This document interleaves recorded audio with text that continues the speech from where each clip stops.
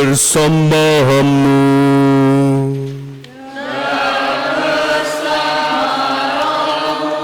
Inilah Injil suci menurut Yohanes.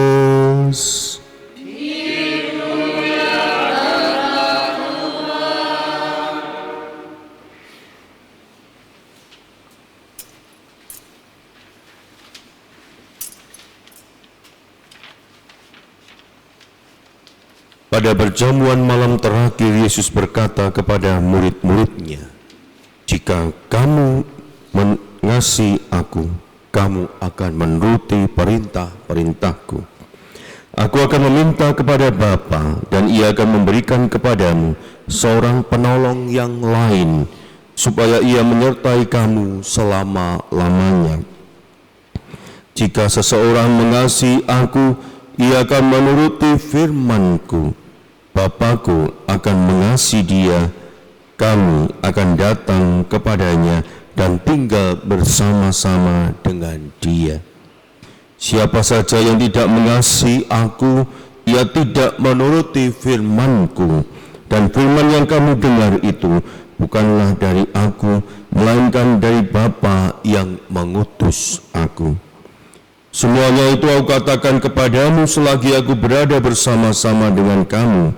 Tetapi penolong, yaitu Roh Kudus, yang akan diutus oleh Bapa dalam namaku, dialah yang akan mengajarkan segala sesuatu kepadamu dan akan mengingatkan kamu tentang semua yang telah aku katakan kepadamu." Demikianlah sabda Tuhan. Terpujilah Kristus.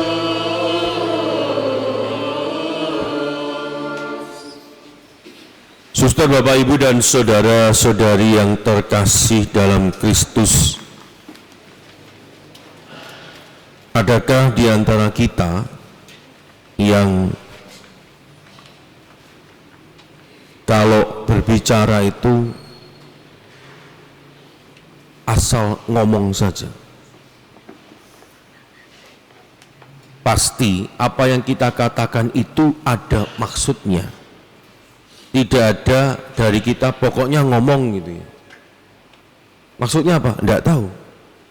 Pasti semua itu ada maksudnya dan ada keinginan yang mau disampaikan. Tidak ada asal orang bunyi saja. Kalau asal orang bunyi ya A, B, C, ya mau kalau ngomong loh itu asal bunyi Romo. Ya anak kecil belajar bicara. Maksudnya itu. Anak kecil mulai belajar mengenal huruf, maka yang keluar A, B, C, D, E, 1, 2, 3. Tapi setiap kata yang keluar dari diri kita itu sejatinya ada maksud. Sekarang kalau saya tanya kepada Anda, siapa yang ingin dikasih? Di antara kita siapa yang ingin dikasih? Tentu kita semua ingin dikasih. Pertanyaannya, cukupkah orang mengatakan aku mengasihi kamu? Cukup enggak? Kasih itu tidak cukup hanya dikatakan saja, ya kan? Karena ada kehendak di dalam kata itu, maka kehendak itulah yang harus diwujudkan, dinyatakan, dikonkretkan. Aku mengasihi kamu. Maka wujudnya apa kasih itu?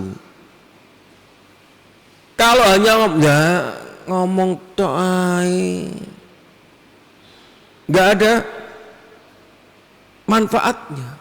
Maka kasih itu harus diwujudkan, tidak hanya dibunyikan. Ya, kasih itu harus dibunyikan dan diwujudkan. Oleh karena itu dalam bacaan Injil hari ini kita mendengar pada hari raya Pentakosta Tuhan mengatakan, jika kamu mengasihi aku, kamu akan menuruti perintah-perintahku. Wujud kasih kepada Allah adalah menuruti perintah-perintahnya, menuruti kehendak-kehendaknya. Ini wujud kasih. Menjadi pertanyaan bagi Anda dan saya. Apakah kita mengasihi Tuhan?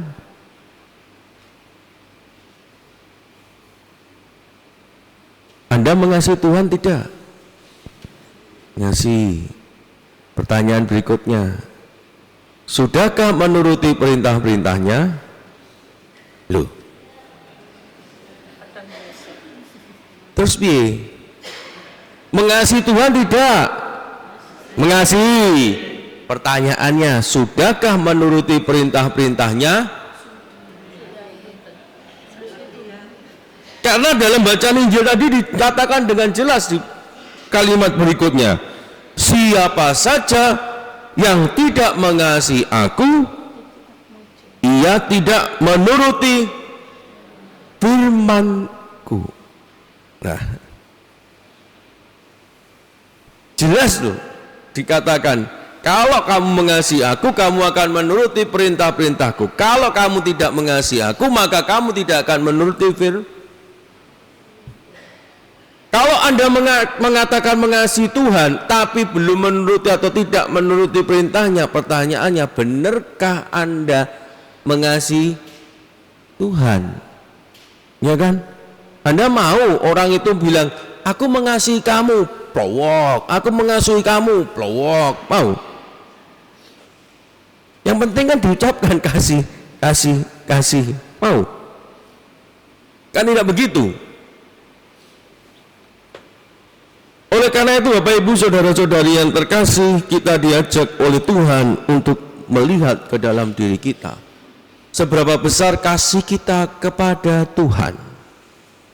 Kalau kita belum mampu mengasihi Tuhan karena masih banyak perintah-perintahnya yang belum kita laksanakan dalam hidup ini, maka pada hari raya Pentakosta kita diajak oleh Tuhan untuk membuka hati kita, menyambut kehadiran Roh Kudus yang akan apa? Yang akan membimbing kita, yang akan mengajar kita, yang akan mengingatkan kita ketika kita lupa untuk melakukan perintah-perintah Tuhan. Roh Kudus inilah yang akan selalu mengingatkan kita. Ibarat kalau naik mobil itu, kalau seatbeltnya tidak dipasang, terus Roh Kudus itu akan mengingatkan terus. Tapi dasarnya orang itu ndablek gitu. Males pakai seatbeltnya dipasang tapi nggak pernah digunakan. Lihat lewat belakang. Malah sekarang saya tak beli kunci, celak, bunyinya nggak mau didengar, tapi nggak pakai seatbelt. Itulah yang seringkali terjadi dalam hidup kita. Ketika Roh Kudus mengingatkan kita, ketika Roh Allah ini membimbing kita, kita justru tak pernah mendengarkan. Kita justru tidak pernah mengikuti arahannya. Padahal Tuhan dengan jelas dialah yang akan mengajarkan segala sesuatu kepadamu dan mengingatkan kamu tentang semua yang telah aku katakan kepadamu. Maka ketika Roh itu mengingatkan, ketika Roh itu membimbing, saat kita hendak jatuh dalam dosa, jangan diabaikan. Jangan dibiarkan saja. Tetapi mari kita ikuti, karena Roh itu akan mengubah hidup kita. Maka dalam Mazmur tanggapan tadi dikatakan, utuslah Roh-Mu ya Tuhan, dan jadi baru seluruh muka bumi. Semua ini bisa terjadi kalau setiap pribadi kita mau membuka diri kita, menerima kehadiran Roh Kudus yang akan membimbing, yang akan mengubah, yang akan memberi pengharapan, yang akan menuntun, yang akan mengajar kita untuk dapat melakukan setiap kehendaknya. Mengasihi Allah dalam diri sesama kita. Kasih kepada Allah harus diwujudkan pada kasih kepada sesama. Karena Tuhan berkata, kalau engkau mengatakan mengasihi aku, tetapi engkau tidak mengasihi sesamamu yang kelihatan, maka engkau adalah seorang pendusta. Bagaimana bisa mengasihi Allah yang tidak kelihatan kalau tidak mampu mengasihi sesama yang terlihat? Oleh karena itu, kasih kepada Allah harus kita wujudkan kasih kepada sesama. Mengasihi mulai dari keluarga kita, dari suami, dari istri, anak, orang tua. Kasih yang senantiasa menumbuhkan, kasih yang senantiasa mengubah, kasih yang senantiasa membawa sesuatu yang baik. Dan itulah yang diharapkan Tuhan dari setiap pribadi kita. Semoga dari hari ke hari kita semakin dimampukan untuk menjadi pewarta-pewarta kasih, semakin dimampukan untuk menuruti segala kehendak Tuhan dan mewujudkannya dalam hidup kita sehari-hari, supaya kasih kita itu tidak hanya berhenti di bibir, tetapi kasih kita itu terwujud dalam tindakan konkret dalam kehidupan kita sehari-hari.